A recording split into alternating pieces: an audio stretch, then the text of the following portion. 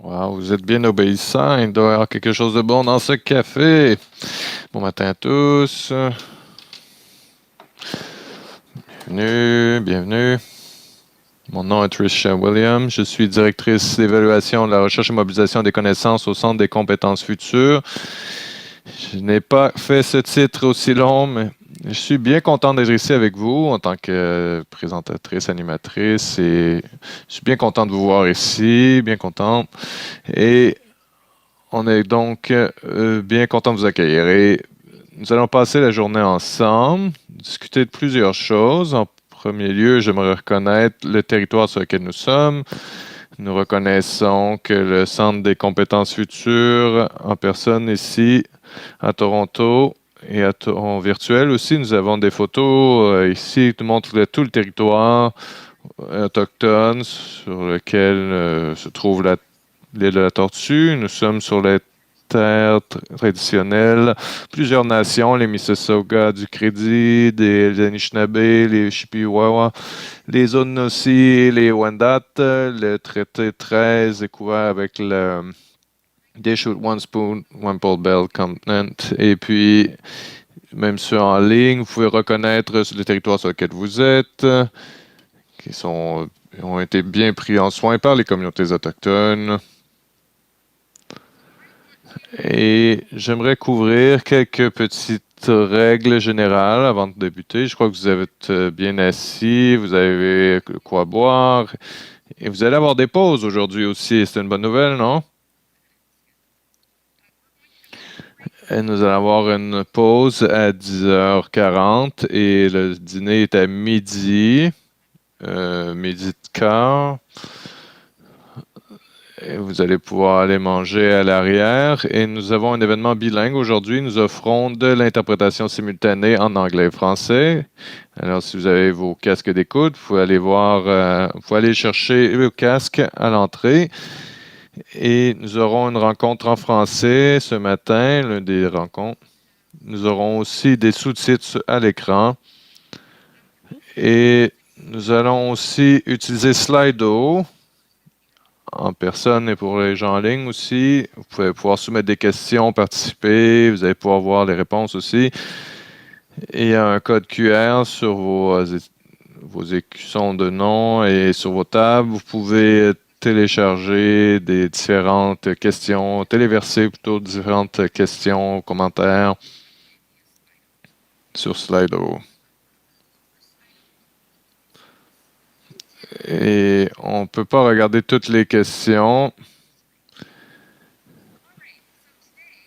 Aujourd'hui, ce qu'on va faire, nous avons tout un ordre du jour. Nous allons commencer le matin en parlant des opportunités. Nous allons avoir des gens de l'OCDE, de l'Institut de la diversité, de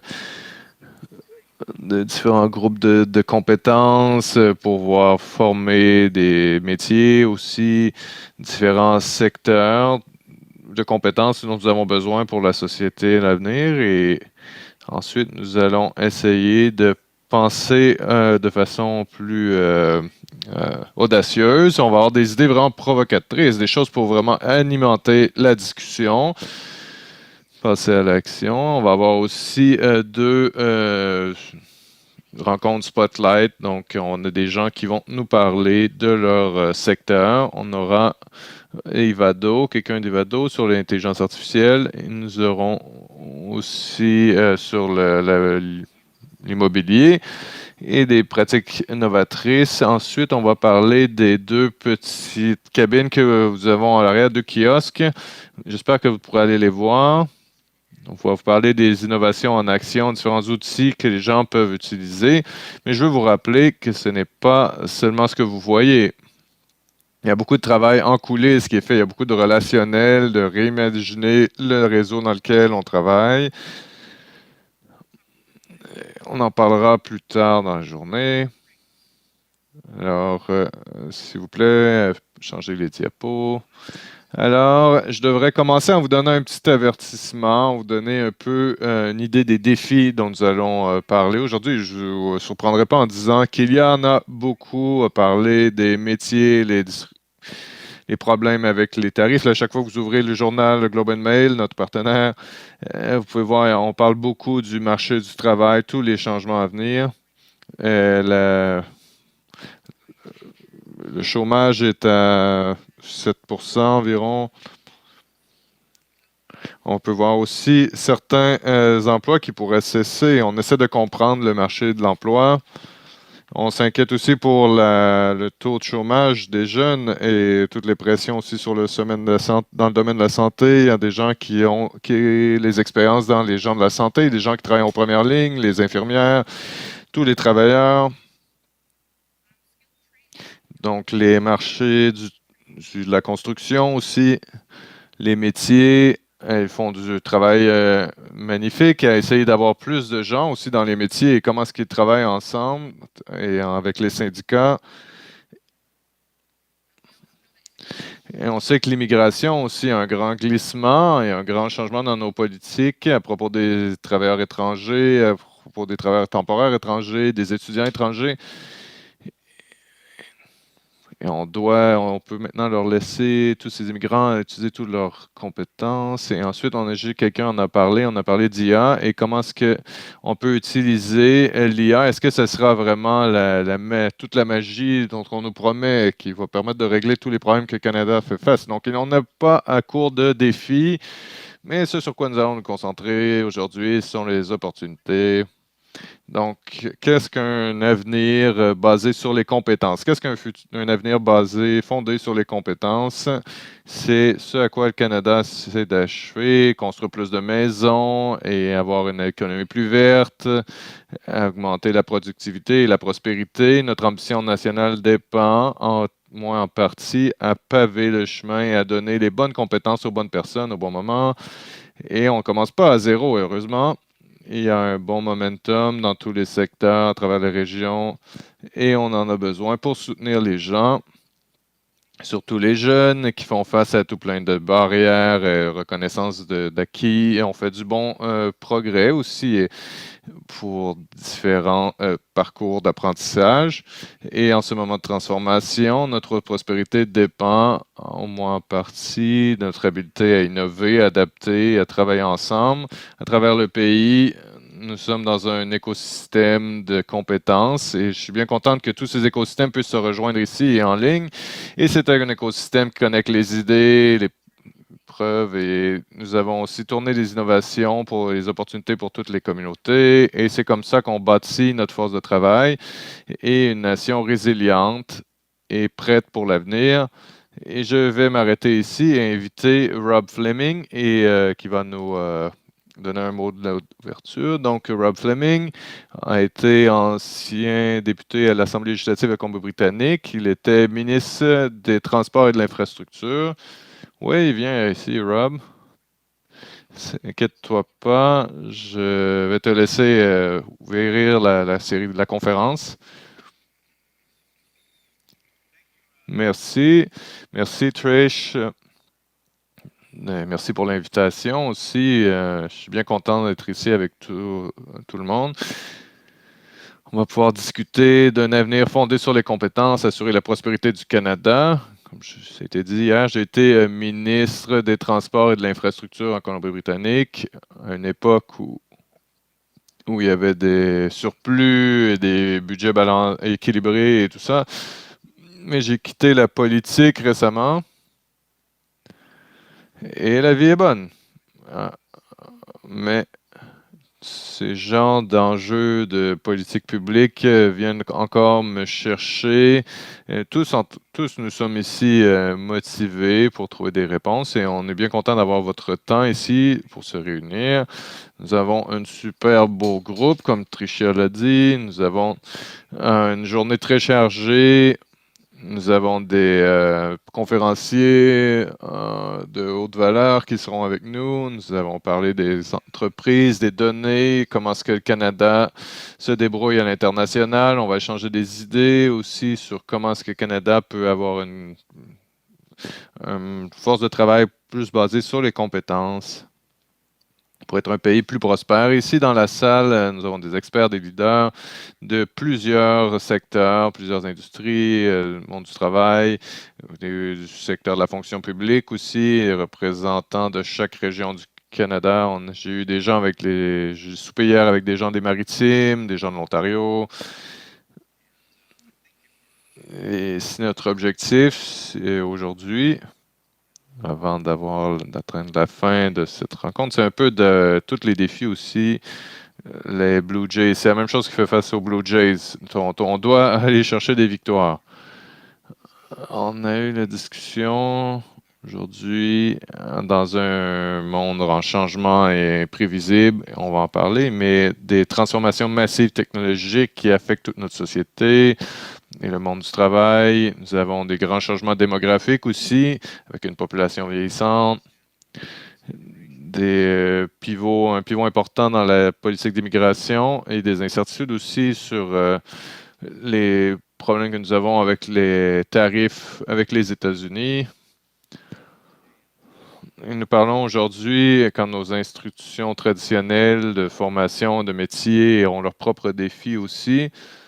Et tout le secteur postsecondaire du Canada est en reconstruction et ça a besoin d'un nouveau sens redéfini. Ça a besoin de plus de résultats pour les étudiants.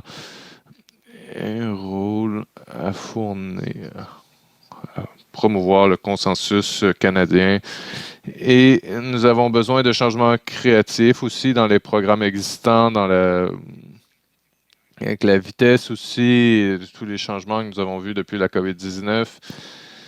Notre but est maintenant de libérer notre potentiel national et non de s'enfermer. Nous avons l'idée que nous ne pouvons pas aller rapidement dans ce pays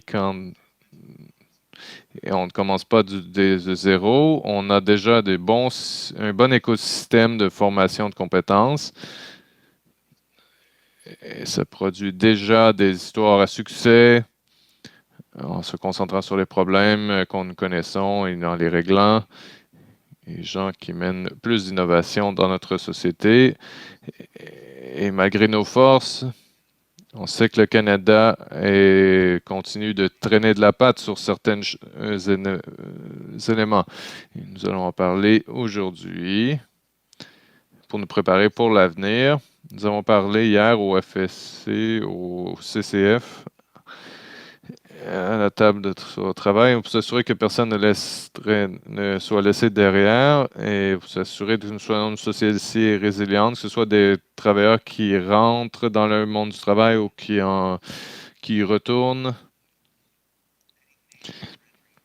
Plusieurs Canadiennes qui entrent dans le marché du travail continuent de dire qu'il y a de très peu d'informations sur les profils de carrière pour influencer les décisions qu'ils vont prendre et les différentes trajectoires qu'ils vont faire pour aller chercher les bonnes compétences qu'ils ont besoin. Donc, ça doit être réglé. Les programmes de mentorat aussi au Canada doivent être améliorés et ne sont pas intégrés dans les milieux de travail par rapport aux autres pays compétiteurs. Ça doit changer. Mais on a déjà eu ces conversations. Je ne veux pas vous donner une impression de déjà vu. Ce moment, on a besoin d'une approche vraiment collaborative au Canada. On a besoin que l'industrie, les affaires, l'éducation supérieure, que tous les joueurs puissent se réunir et puissent régler les situations là où il y a des failles. C'est pas simplement d'avoir de grands objectifs de formation,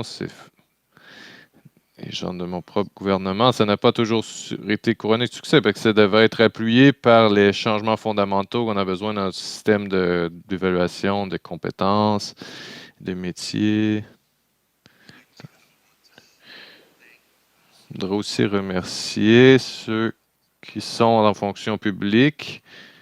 Ce n'est pas une époque facile. Les finances publiques sont dures à nouer. Et ça demande qu'un Canada en fasse plus. On doit travailler plus ensemble pour régler ces différents problèmes. On voit les entreprises canadiennes et les travailleurs canadiennes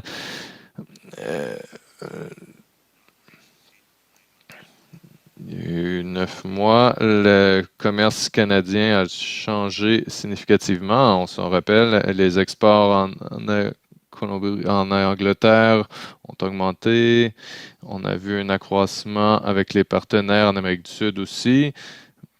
Mais au final, les exports du Canada sont à la hausse et les importations sont dans la baisse. Et les investissements étrangers aussi au Canada, c'est un signe de santé. Ça a augmenté de 36% dans l'année 2025, ce qui montre qu'il y a une confiance internationale dans les mines, de gaz naturel et d'autres secteurs du Canada. Et les Canadiens et Canadiennes font leur part. Ils dépensent plus sur les produits locaux et font des voyages dans leur propre pays, comme on a vu cet été. Et je dois dire que le gouvernement agit aussi. Il y a du soutien. Et, donc, on est en train de bâtir plus d'infrastructures. On a une mobilité qui est amplifiée de manière canadienne. Et on a des lois qui sont passées aussi dans notre législature provinciale pour construire plus efficacement dans le pays. J'aurais bien hâte de parler de tous ces sujets à travers toutes les présentations, en entendre parler aussi, et tous nos leaders politiques aussi. Alors, on va aller de l'avant. Merci beaucoup.